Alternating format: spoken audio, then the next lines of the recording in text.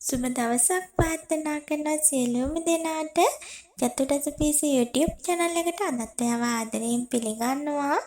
ඉතින් අද මම ඔයාලට කියලා දෙන්න යන්නේ කිසිම රසකාරකයක් එකතු කරන්නේ නැතුව හරිම රසට හදා ගන්න පුළුවන් fried rice එකක්. ඉතින් මේක විශේෂයෙන් හැදුවේ චූටි බබාලට රසකාරකයක් එකතු කරන්නේ නැතුව කන්න පුළුවන් විදිහට. මගේ බබාලට උදේට ඉස්කෝල වල යන්න තමයි මම මේ රයිස් එක හැදුවේ.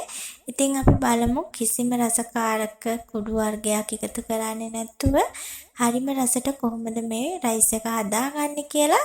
ඉතින් මේ රයිස් එක තව අපිට පුළුවන් ගෙදරට අමුත් එක්ක ආපු වෙලාවට ඔයාට අමුද්‍රව්‍ය කලමනා අඩුයි කියලා හිතන්න නැතුව මෙන්න මේ විදිහට උනත් ඔයාට පුළුවන් හරිම රසට රයිස් එක හදාගන්න. ඉතින් මේ වගේ ලස්සනට කඩේ තියෙන රයිස් එකට වැඩිය හරිම රසයි.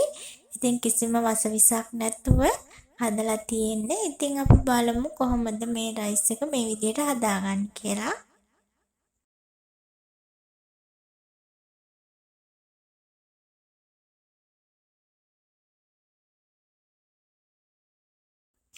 ඉස්සෙල්ලාම මම තාච්චියක් ලිපේ තියාගෙන තාච්චිය රත් වුණාට පස්සේ පොල් තෙල් ටිකක් එකතු කරගන්නවා. ඉතින් ඔයාලට මේකට ඔයාට තියෙන කුකින් ඔයිල් මොන හරි වර්ගයක් එකතු කරගන්න පුළුවන්.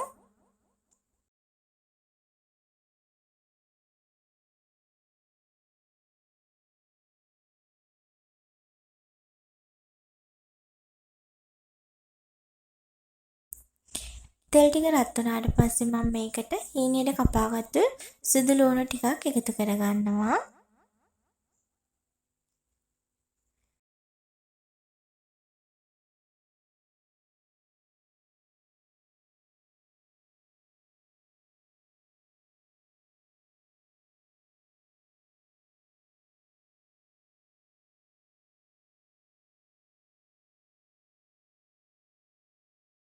සුදු ලුණු ටික තෙලේ බැදුනට පස්සේ මම බිත්තර දෙකක් එකතු කරගන්නවා. ඉතින් මේ බිත්තර දෙක ටිකක් බැදෙන්න ඕනේ.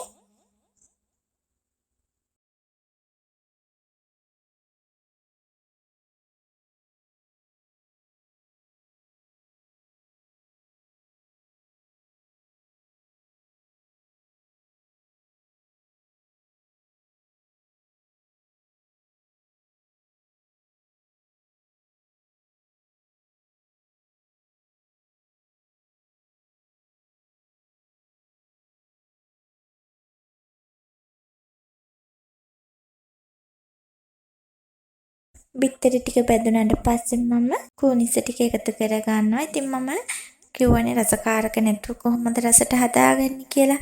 ඉතින් අන්නේ රසකාරක වෙනුවට තමයි මම කූනිස පාවිච්චි කරන්නේ. ඉතින් මේ කූනිස ටිකත් බිත්තර එකත් එක්කම එකතු කරලා මේ වෙලාවේදී තෙම්පරාදු කරගන්නවා.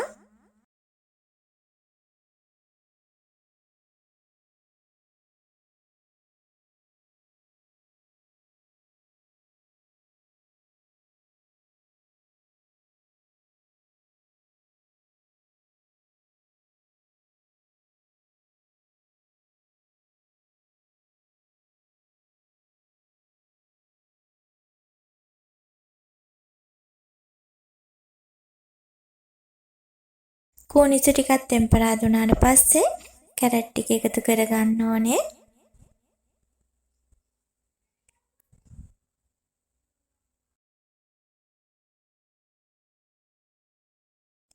ඊළඟට අපි ගෝවා ටිකත් එකතු කරගන්නවා.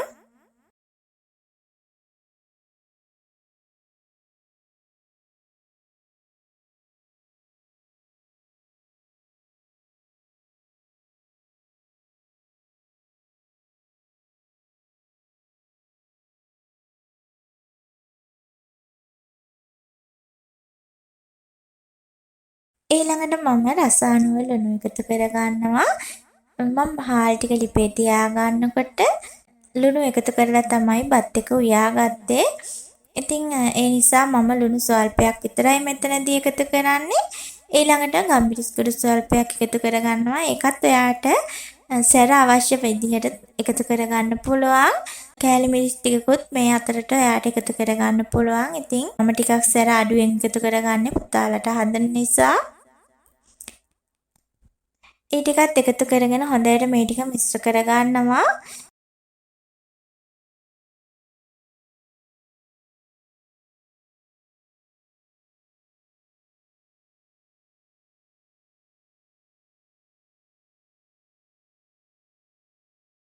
ඊළඟට අපිට පුළුවන් අපි කපාගත්තු ලීස් ටික එකතු කරගන්න. ඉතින් ලීක්ස් ඔක්කොම එකතු කරගන්නේ නැහැ. ලීස් ටිකයි එකතු කරගන්නේ. ඊටු ටික මම තියා ගන්නවා බත් එක හදලා අවසානයේදී උඩින් එකතු කරගන්න. ඉතින් දැන් මේ එළවලු ටික හොඳට ටෙම්පරාදු වුණාට පස්සේ මේ වෙලාවේදී ලිපේ ගින්දර අඩුවෙන් තමයි අපි මේ එළවලු ටික ටෙම්පරාදු කරගන්නේ. ඊළඟට අපි බත් එක එකතු කරගන්නවා. බත් එක එකතු කරගත්තට පස්සේ ලිපේ ගින්දර ටිකක් වැඩි කරගන්න ඕනේ. ඉතින් මේ ගින්දර වැඩි කරගන්නකොට ඔයා දැනගන්න ඕනේ බත් එක පිච්චෙන්නේ නැති ගානට ගින්දර වැඩි කරගන්න. ඉතින් බත්තට බැදෙනකොට තමයි මේ බත් එකේ රස තියෙන්නේ.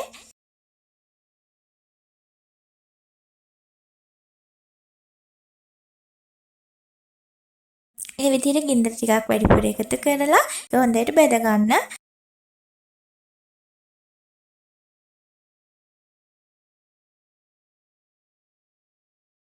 මෙන්න මේ විදිහට තමයි රසට බත් එක හදාගත්තේ. ඉතින් හරිම රසයි. ඒ වගේම තමයි සෞඛ්‍යයටත් හිතකර විදිහට සෞඛ්‍ය ආරක්ෂිතව හදාගන්න පුළුවන්. පිරිසිදුව නිවැරදිව ගෙදරදී හදාගන්න පුළුවන් අපිට. කඩෙන් ගෙනත් කනවට වැඩිය 100% විශ්වාසවන්තව කන්න පුළුවන් රසම රස රයිස් එකක් තමයි අද මම ඔයාලට අරන් ආවේ. ඉතින් ඔයාත් මේ රයිස් එක හදලා බලන්න කොහොමද රස කියලා. ඒ වගේම තමයි ඔයාගේ වටිනා අදහසක් ඉදිරිපත් කරන්න අමතක කරන්න එපා.